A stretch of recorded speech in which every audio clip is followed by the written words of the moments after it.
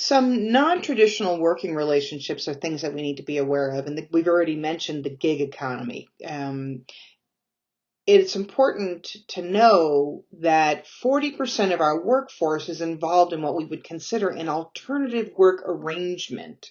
So temporary part-time work or gig work. And gig work tends to be more towards independent contractors, but again, the rules are really in flux right now. The gig economy is a relatively new phenomenon, and as always, the law will lag behind standard practice. So even if we start to believe that a gig worker is actually more like an employee than an independent contractor, it takes a while often for the laws to catch up on that. But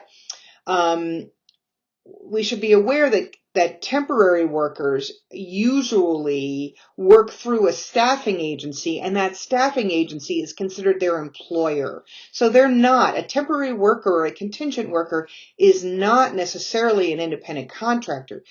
They could be, but if a temp worker comes through a staffing agency, the agency is the employer. They take care of paying them and benefits and all those sorts of things, and you're simply contracting to use those temps to do your work. You are still required to protect them under the law if they are temporary employees, and not necessarily so if they are considered independent contractors. So temporary workers typically work sporadically and may work in different schedules, and which is very different from your full-time workers. Assuming that they are covered under a staffing agency, the agency is the employer of record, not you, but you do have what we call a co-employment relationship, and you are responsible for ensuring that they are protected from harassment and things like that. Gig workers, as I said already a few times, it's still in flux whether or not they are considered to be employees or independent contractors, although right now they're classified as ICs. They might very well be classified as employees over time. We're just going to have to watch and see what the courts do. Interns and trainees and volunteers are also different types of non-traditional working relationships. Now, trainees are exempt from the Fair Labor Standards Act's minimum wage requirements and overtime requirements because they're receiving formal vocational training, so they're not considered full employees at this time. And there are 6 criteria that need to be met as to whether or not someone is a trainee versus an employee. Now, also, interns have to pass what we call the primary beneficiary test, meaning that who benefits from the work. And here are some examples of criteria that we need to be considered. Number 1, whether or not it is clearly understood that there's no expectation of pay, hence with unpaid internships, right? Whether the internship provides formal training similar to that provided by an educational environment. So are they doing an internship and are they getting trained as if they would be in the classroom? Whether or not it is tied to a formal educational program and earns academic credit. Now, if a student, for example, any of you have internships, you can do that through the School of Business if you want to, if you're a School of Business student, and you can get course credit for that. And I know that the same thing, there are similar issues with IO psychology and other places where you get internships and you get paid, but you also get credit for it as a course. So you would be considered an intern there.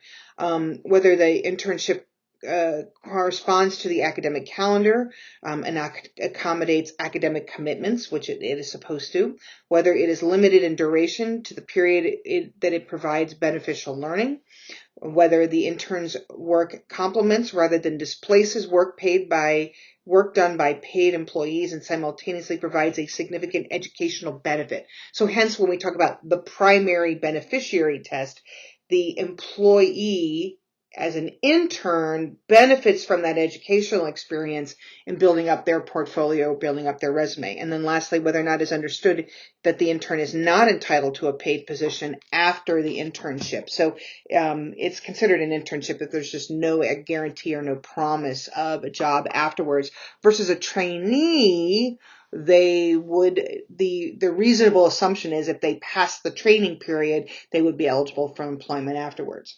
The last category is volunteers, and volunteers are they're not considered employees. They're limited in work that they can do for public service, religious, humanitarian, or nonprofit organizations. You cannot volunteer for a for-profit company. Otherwise, you are considered, I guess, an employee in that context. So for-profit employees cannot have volunteers. Only nonprofits can. Kind of interesting.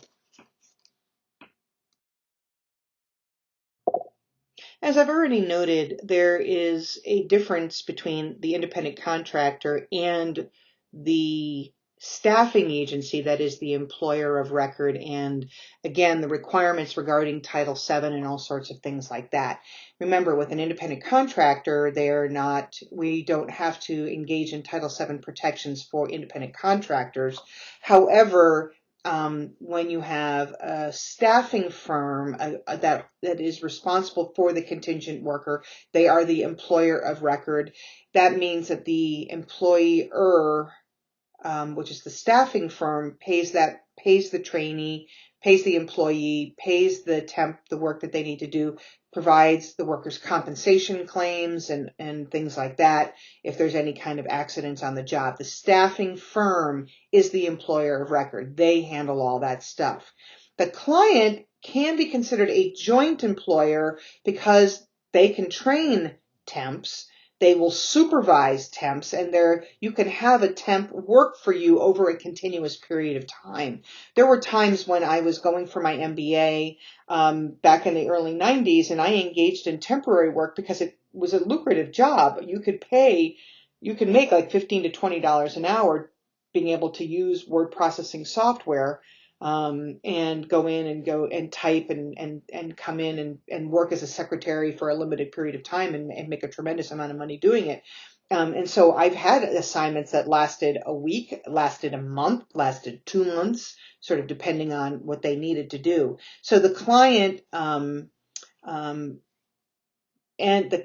which is the employer, and the temp agency, which is the temporary employee's employer, they can engage in what we call a joint employer relationship because both are responsible for making sure that the work gets done.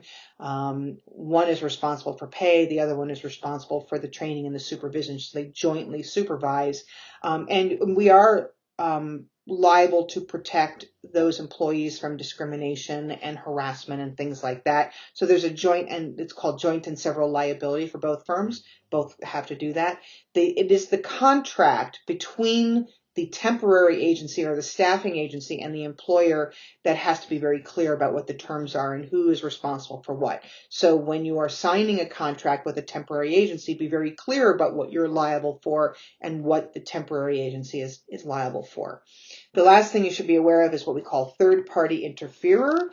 If you have a temporary employee that comes to work with you and you tell the temp agency that you want to replace that person with someone of a different race or a different sex because you don't happen to like because they're black or they're white or what have you, that would be considered a form of discrimination, and the temporary agency can sue you for discrimination against their client. So there's some complications there, but it's important to note that you cannot discriminate against temporary employees in that context.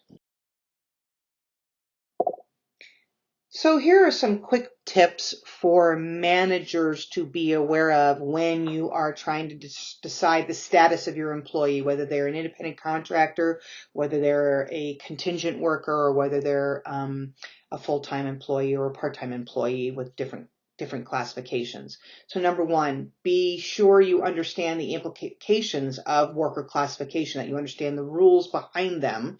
The IRS is very clear, what those rules are, so you can follow suit and make sure that we're clear about which category is what.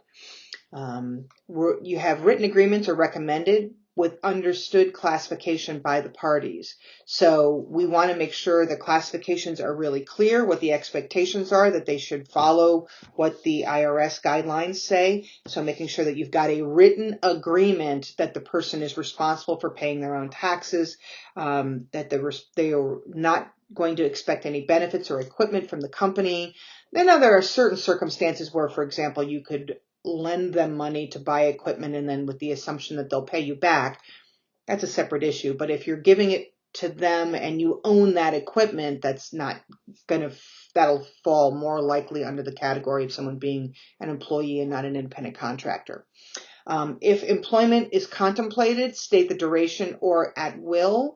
So if you're going to actually decide to make them an employee, and you're having this conversation, make sure you're really clear what that means, and whether or not it's going to be, for a limited period of time as in a temporary worker or a contingent worker, or whether it'll be an at-will employee who will stay on indefinitely until the company decides to let them go.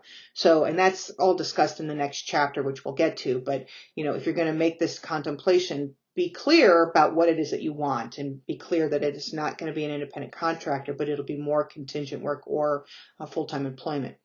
If independent contractor is contemplated, articulate the workers' control and outcomes anticipated, which means that you have to then be clear that if you don't want them as an employee, that they have the work is under their control, that all you're managing is the outcomes that are contracted for in your agreement, and that the worker has control over their work process and the timing on it and things of that nature.